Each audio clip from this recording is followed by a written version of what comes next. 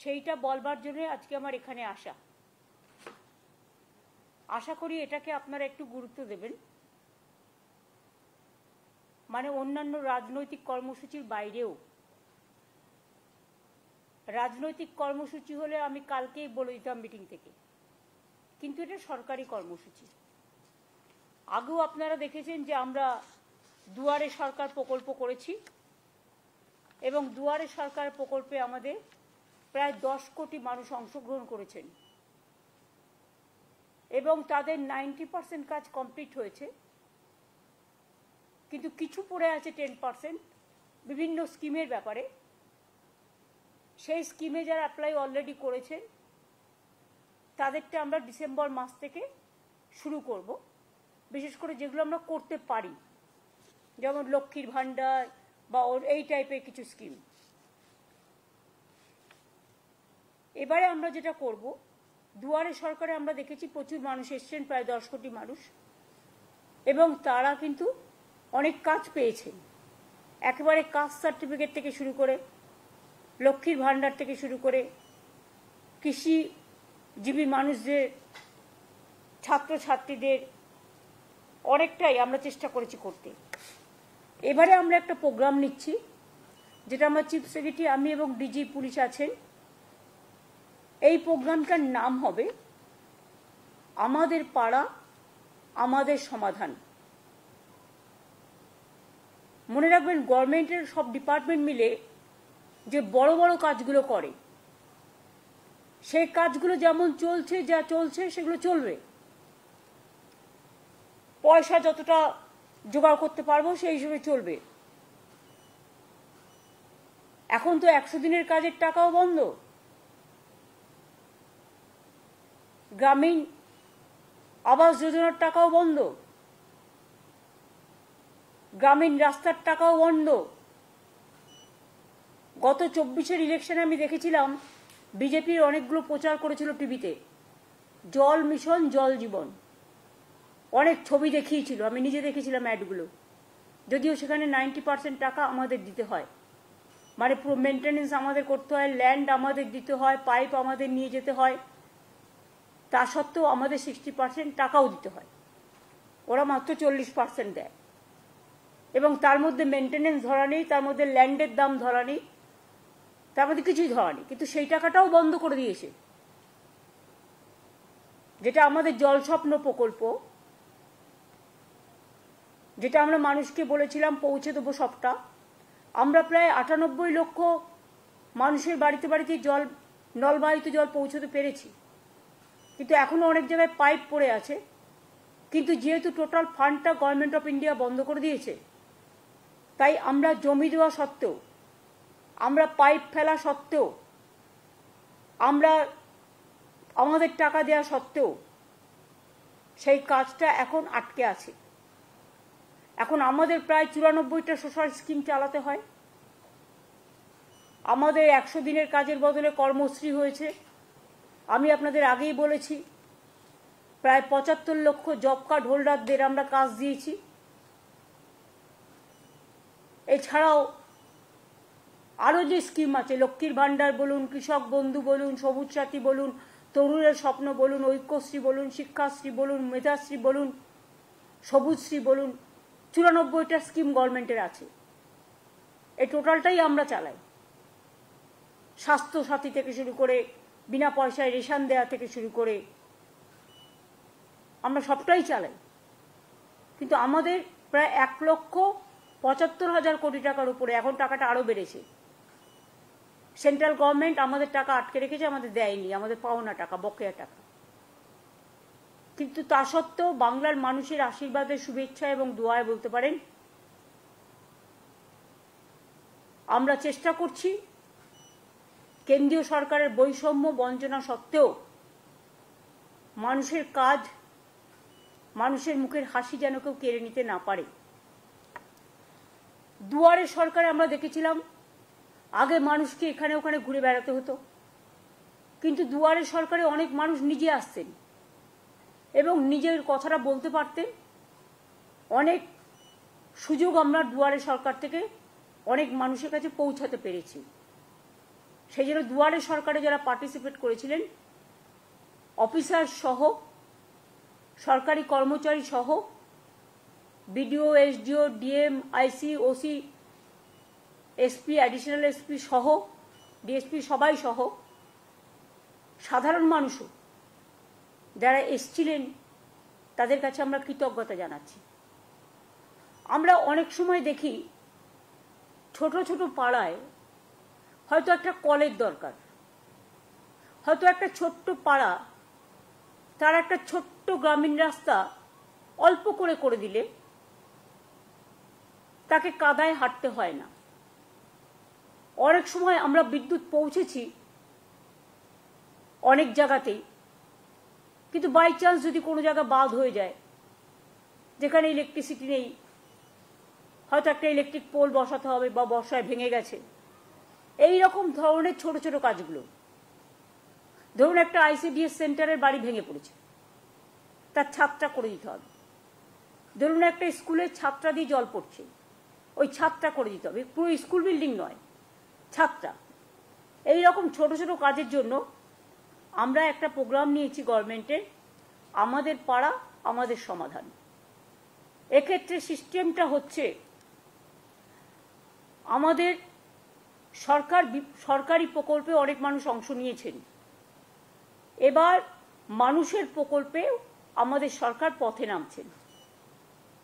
যদিও এটা খুব ছোট্ট প্রোগ্রাম, কিন্তু যদি বিস্তৃতি দেখেন তাহলে এর বিস্তৃতি খুব ব্যাপক।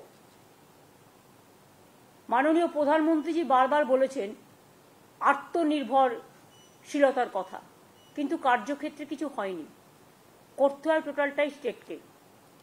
আমরা এখানে কি করছি, আমরা যেটা আমাদের পাড়া আমাদের সমাধান, সারা দেশে এইরকম উদ্যোগ এই প্রথম। এখানে মানুষ নিজেদের বুথে, ওই ব্রিজ নয় বা স্কুল নয় বা বড় বড় প্রোগ্রাম নয়, সেগুলো যেমন ডিপার্টমেন্ট করে ডিপার্টমেন্ট করবে, এটা এক্সট্রা প্রোগ্রাম। গ্রামে ছোট ছোট সমস্যা থাকে, সেটা আমাদের সরকারি অফিসাররা শুনবেন এবং তাদের একটা জায়গায় একত্রিত করবে। 3টে করে বুথ নিয়ে একটা সেন্টার হবে, একটা পাড়া হবে, এবং 3টে বুথ নিয়ে আমাদের 80,000 বুথ আছে। এটা করতে 2 মাস সময় লাগবে, কারণ একটা বুথ থেকে আরেকটা বুথে যাবে, একটা বুথ থেকে আরেকটা বুথে যাবে, এবং একদিন করে প্রত্যেকটা বুথে তারা সারাদিন থাকবে এবং সেখানকার সাধারণ মানুষ তাদের জন্য একটা করে জায়গা থাকবে, সেখানে এসে তারা তাদের গ্রামের সমস্যা জানাতে পারে। এটা গ্রামের সমস্যা, এবং সেক্ষেত্রে আলোচনা করে সরকারি অফিসাররা ঠিক করবেন কতটুকু আমরা করতে পারি। বড় প্রোগ্রাম নয়, এটা কিন্তু ছোট। আমরা স্মল ইজ বিউটিফুল, স্মলে চলে যাচ্ছি, গ্রামের অন্দরে, মাটির অন্দরে।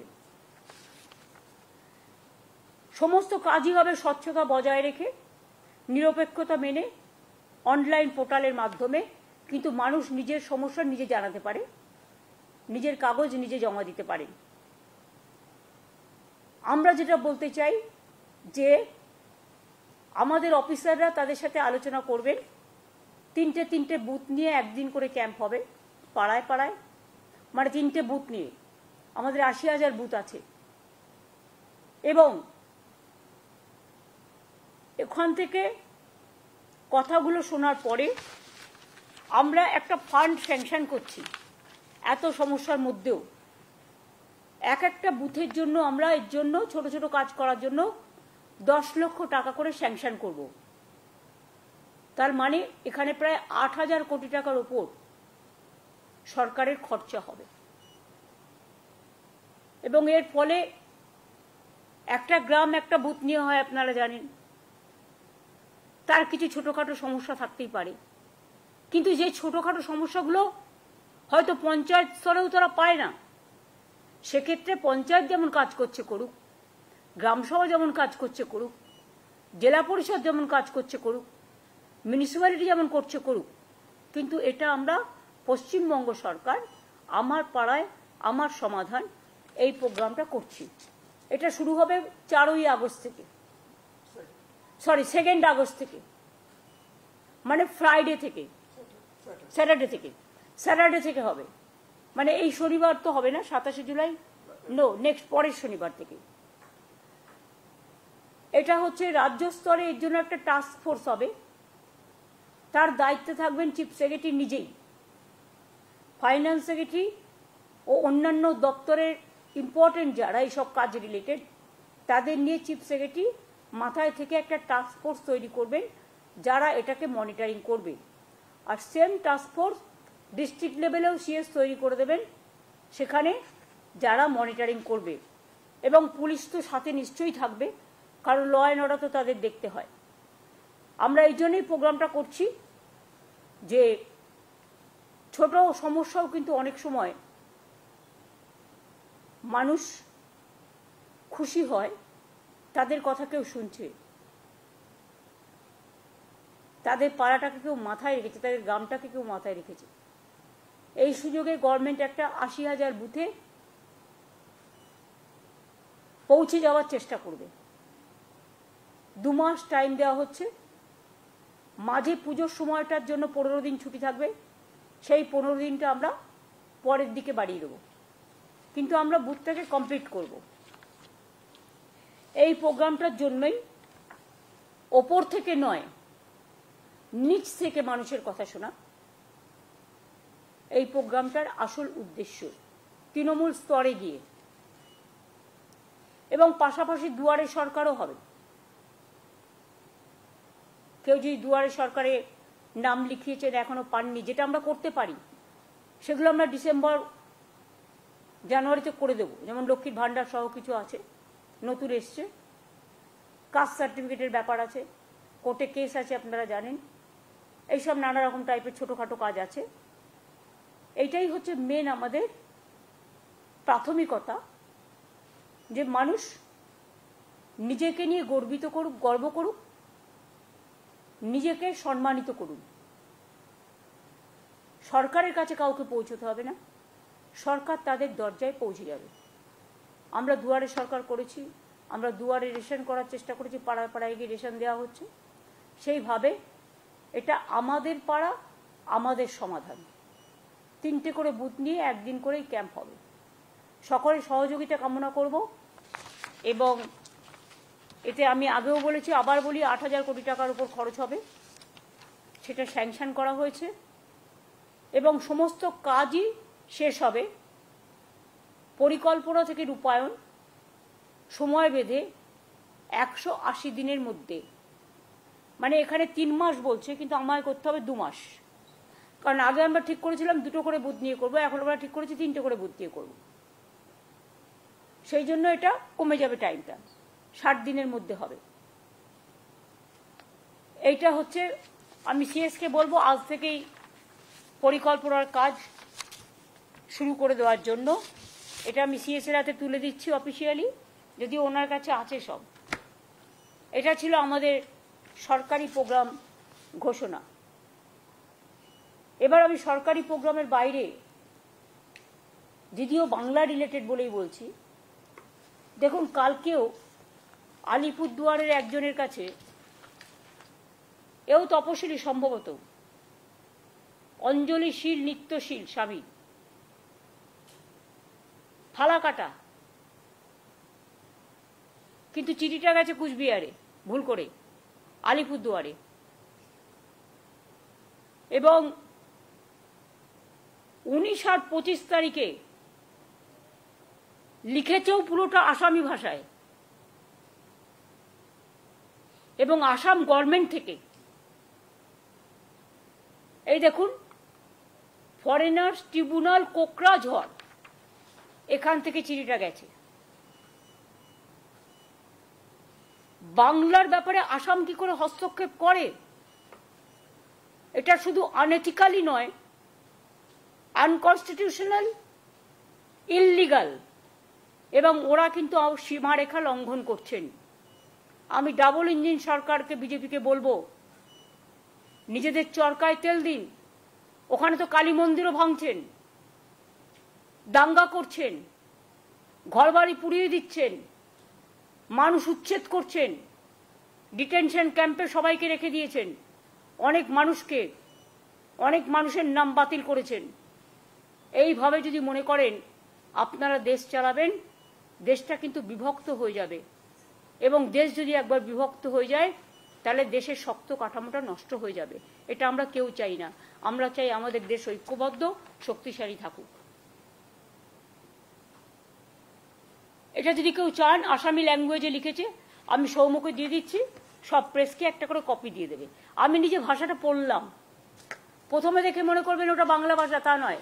আসামি ভাষার সাথে বাংলা ভাষার কিছুটা মিল আছে, আমরা বুঝতে পারি, কিন্তু সবটা তো বুঝতে পারি না, কারণ সবটা সম্বন্ধে আমরা তো অভ্যস্ত নই।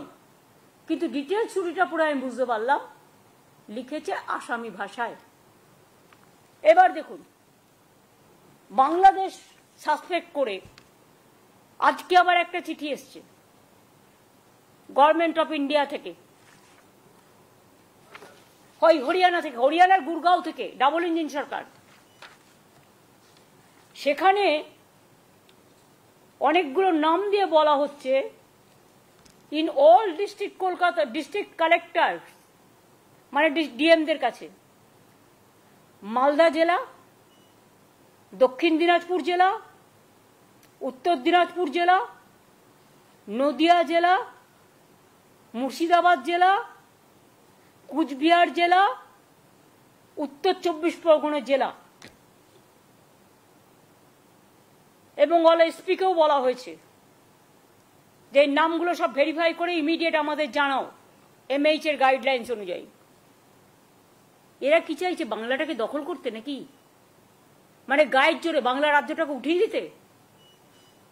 ভাষা সন্ত্রাস চলছে, মানুষের উপর অত্যাচার সন্ত্রাস চলছে।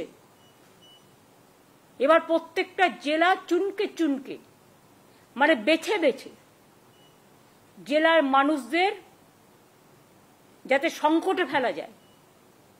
আমি সবাইকে বলবো, কেউ ভয় পাবেন না, আমরা আমাদের কাজ আমাদের মতো করব।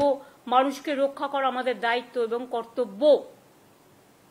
এই সব করে ভোটার লিস্ট থেকে নাম বাদ দিয়ে বিজেপি যদি মনে করেন মহারাষ্ট্র দিল্লির মতো বাংলায় জিতবেন, তাহলে ভুল করছেন। মানুষের বিস্ফোরণ গতকাল আপনারা দেখেছেন। কাউকে আমরা নিয়ে আসিনি, তারা নিজেদের তাগিদে এসছেন। এবং এটাও যদি চান, এটাতেও প্রায় নাম আছে 52 জনের।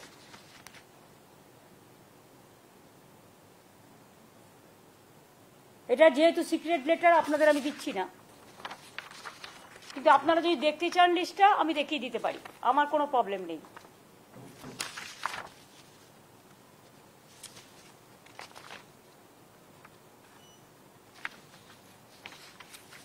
এই দেখুন ফুল পেজ লিস্ট, দেখুন ফুল পেজ লিস্ট, দেখুন ফুল পেজ লিস্ট।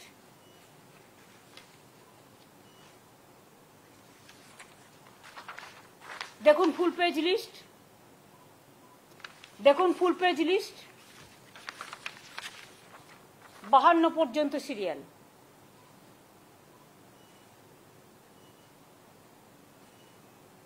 এই যে জেলাগুলো বললাম, সেই জেলাগুলো সব ইনভলভ আছে। এবার আপনারা সাংবাদিক বন্ধুরা আমায় বলুন তো, আপনারা তো সব জায়গায় যান, এটা তো ইন্ডিয়ান সিটিজেনদের রাইট। ভারতবর্ষের যে কোনো প্রান্তে যে কোনো লোক যেতে পারে, কাজ করতে পারেন, রাইট টু ওয়ার্ক, এটা আমাদের সংবিধানে বলা আছে।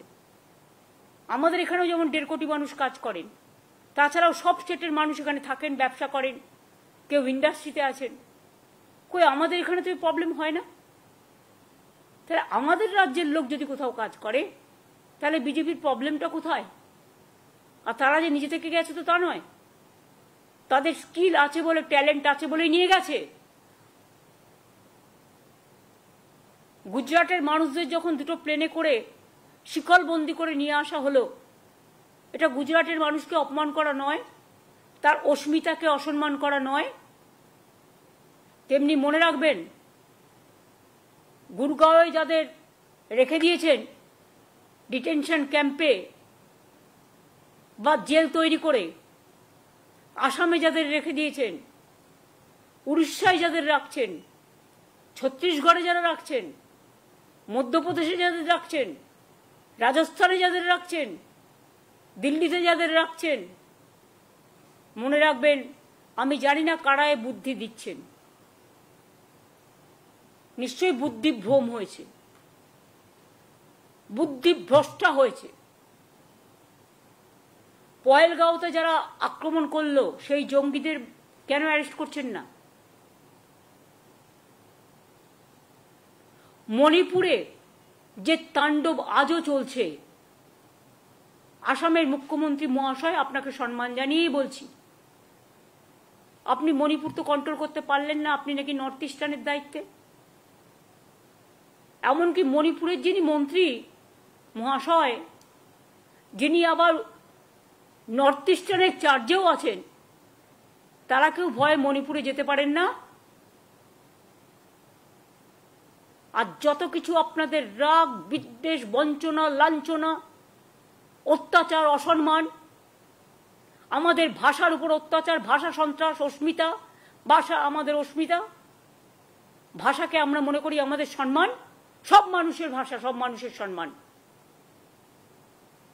আমি আবার বলছি, I am not against of any language, any languages. I love all the languages because unity in diversity is our origin.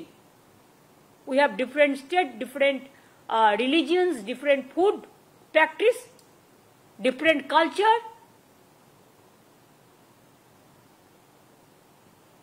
আমরা সবাই সবাইকে নিয়ে ভালো থাকি, এটাই ভারতবর্ষ। সারে জাহাঁ সে আচ্ছা হিন্দুস্তান হামারা। বৈচিত্র্যের মধ্যে ঐক্য। কিন্তু সেটা না করে বাংলা ভাষায় কথা বললেই মনে হচ্ছে যেন আমরা খুব অপরাধ করে ফেলেছি। বাংলা ভাষায় কথা বলা কি অপরাধ? আমি মনে করি অন্য ভাষায় কথা বলাও যেমন অপরাধ নয়, তেমনি আমাদের মাতৃভাষা, আমরা তো ছোটবেলায় বাংলাও শিখেছি, হিন্দিও শিখেছি, স্কুলে সংস্কৃতও শিখেছি ক্লাস 8 পর্যন্ত।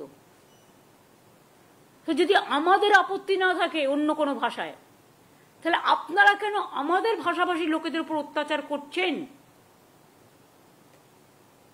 এর থেকে নিজেদের ঘরটাকে সামলান না।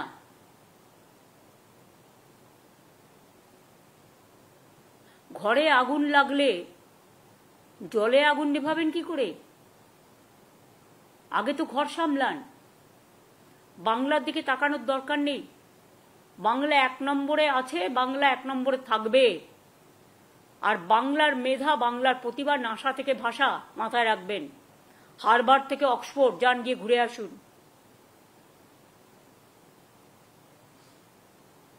আমি একটা ছোট্ট বলছি, স্টোরির মতো, আমরা ছোটবেলা থেকে শুনে আসছি। একবার মা দুর্গা, কার্তিক আর গণেশকে, যেহেতু আমাদের ন্যাশনাল ফেস্টিভ্যাল হয়, ইউনেস্কো ট্যাঞ্জিবল ইনট্যাঞ্জিবল হেরিটেজ পেয়েছে, যে মা দুর্গা বলছেন কার্তিক আর গণেশকে, দেখি কে আমাকে সারা পৃথিবী তাড়াতাড়ি ঘুরে আসতে পারে, এই রকম টাইপের। হয়তো কথাটা ঠিক নাও হতে পারে, আমার ছোটবেলার স্মরণ থেকে বলছি। তখন কার্তিক ময়ূর নিয়ে ঘুরে, তার বাহন নিয়ে ঘুরে বেড়ালো সারা পৃথিবী, কিন্তু গণেশ শুধু মাকে প্রদর্শন করলো। তখন মা বললেন, দেখলে তো, মাকে ঘোরা, মাকে নিয়ে ঘোরা, মাকে চারিপাশে ঘোরা মানে পৃথিবীকে ঘোরা। যেটা রবীন্দ্রনাথ ঠাকুরের ভাষায়, দেখিতে গিয়াছি পর্বতমালা, দেখিতে গিয়াছি সিন্ধু, দেখা হয় নাই চক্ষু মেলিয়া, ঘর হতে শুধু 2 পা ফেলিয়া, একটি ধানের শীষের ওপর একটি শিশির বিন্দু। এগুলো বাংলার অবদান, জাগরণের অবদান, জাতির অবদান। আমরা আজও গর্ব করে বলি, ন্যাশনাল সং লিখেছেন ইন্ডিয়ার বঙ্কিমচন্দ্র চট্টোপাধ্যায়, আর ন্যাশনাল অ্যান্থেম লিখেছেন বিশ্বকবি রবীন্দ্রনাথ ঠাকুর। রামকৃষ্ণ বলুন, স্বামী বিবেকানন্দ বলুন, বিদ্যাসাগর বলুন, চিত্তরঞ্জন দাস বলুন, ক্ষুদিরাম, প্রফুল্ল চাকি, বিনয় বাদল, দীনেশ, মাতঙ্গিনী হাজরা, যাই বলুন না কেন, নেতাজি সুভাষচন্দ্র বোস, গান্ধীজিও খুব ভালোবাসতেন বাংলাকে, যদিও পোরবন্দরে তার জন্ম, গুজরাটে, কিন্তু তিনি যখন দাঙ্গা হচ্ছিল তখন তিনি বেলেঘাটায় গান্ধী ভবনে বসেছিলেন ফ্রিডম অ্যাট মিডনাইটের দিন। কেন জানেন? যাতে দেশ ভাগের পরে কোনো দাঙ্গা না হয়, দাঙ্গা সামলাবার জন্য। তা মানে ভালোবাসতেন বলেই তো ছিলেন। বেলেঘাটায় গান্ধী ভবন আছে আমাদের। আমরা গান্ধীজিকে দেশের নেতা বলি, জাতির পিতা বলি। তখন কি ভাবি যে উনি কোন দেশ কোন রাজ্যে জন্মেছিলেন? সেটা ভাবি না, আমরা ভাবি উনি জাতির পিতা। দেশের নেতা কেমন হয়? দেশকে যিনি ভালোবাসেন তিনি হয় দেশের নেতা। সুতরাং মানুষকে ভালোবাসলে তবেই দেশকে ভালোবাসা যায়, আর মানুষকে ভালো না বাসলে দেশকে ভালোবাসা যায় না। এইটুকুই আমার বলার ছিল। আমি ডকুমেন্টটা সিএস এর কাছে দিচ্ছি, কারণ যেহেতু ডকুমেন্টটা আমাদের কাছে এসছে। এই পর্যন্ত আজকে আমার বলার ছিল। তারপরে যদি এই সাবজেক্টের উপর আপনাদের কোনো কোয়েশ্চেন থাকে, ইউ ক্যান। एक सवाल था पार्लियामेंट से जुड़ा हुआ। पहले आप बताओ, आप लोग तो हम जो कहते हैं वो आप कहते हैं, वो तो नहीं कहते हैं। आप लोगों के ऊपर तो रेस्ट्रिक्शन होता है, बीजेपी जो कह देता है वही आप लोग कह देते हैं। आप कर सकते हैं ना, हम जो बोलते हैं करने का हिम्मत है। आज तो दूरदर्शन को भी ले लिया, एएनआई को भी ले लिया, सबको ले लिया, लेकिन आप पूछिए, आपका पूछने का हक है।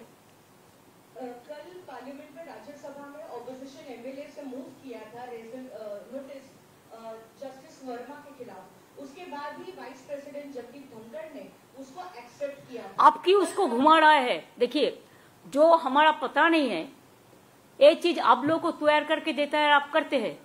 इसका अंदर में और कुछ गड़बड़ है, देख लो। क्यों आप इसको डेकोरेशन किया है? ये आपका डेकोरेशन हो सकता है, और इसको जवाब दिया हम नहीं कर सकता है। इसको पार्लियामेंट्री कमेटी सब है, एमपीज लोग है, उसको सवाल करने का आदत है, वो जब मौका मिलेगा करेगा। लेकिन आप तो क्वेश्चन तैयार करके ले आया, रिप्लाई तैयार करके ले आया, आपको कैसे पता चला इसके लिए किया? You cannot decide the political parties for what reason Mr. Dhankar resigned. You cannot decorate that line.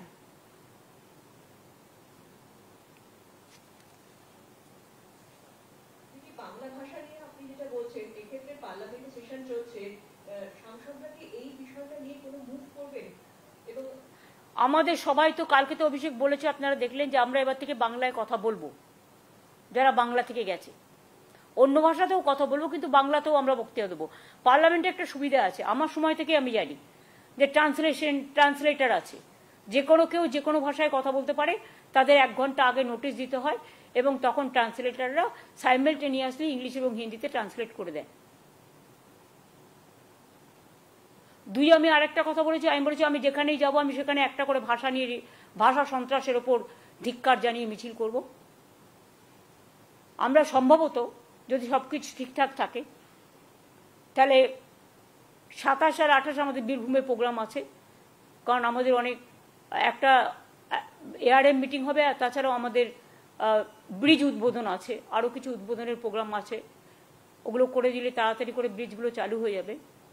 কাজে ওখানেও কিন্তু আমি যখন যাব, আমি ভাষা নিয়ে একটা মিছিলও করব।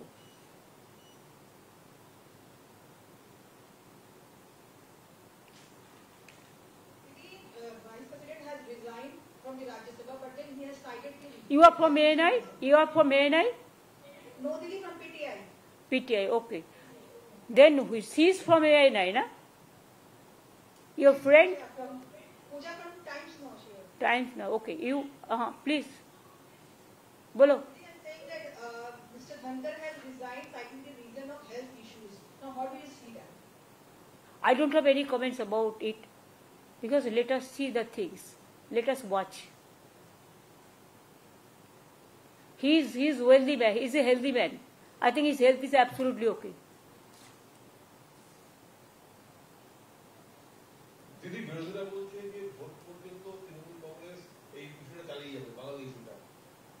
কেন ভোট পর্যন্ত, কেন সারা জীবন চালিয়ে যাবে। তৃণমূল যখনই এ ধরনের সন্ত্রাস হয়েছে তখন লড়াই করেছে, লড়বে।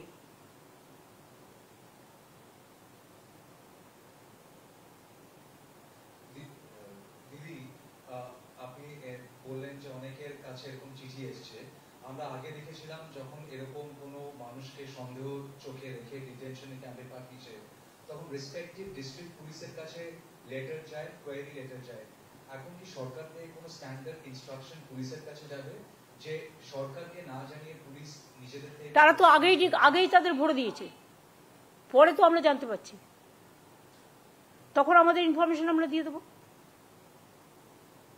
তাহলে এখানে যারা আছে তাদের সম্বন্ধেও এই কোয়ারি হবে তো, এখানে যে মানুষগুলো কাজ করে তাদের সম্বন্ধেও এই কোয়ারি যদি স্টার্ট করি আমরা, সেটা কি ভালো দেখাবে? আমি করতে চাই না, কারণ we respect each and everybody. একটা ভাষায় কথা বলা কারো অপরাধ নয়। আজকে সাউথ ইস্ট পুরো এশিয়াতে বাংলা ভাষায় কথা বলার ভাষা হচ্ছে 2য় স্থানে, আর সারা পৃথিবীতে 5ম স্থানে। 30 কোটির বেশি মানুষ বাংলায় কথা বলে, এটা মাথায় রাখবেন পৃথিবীতে।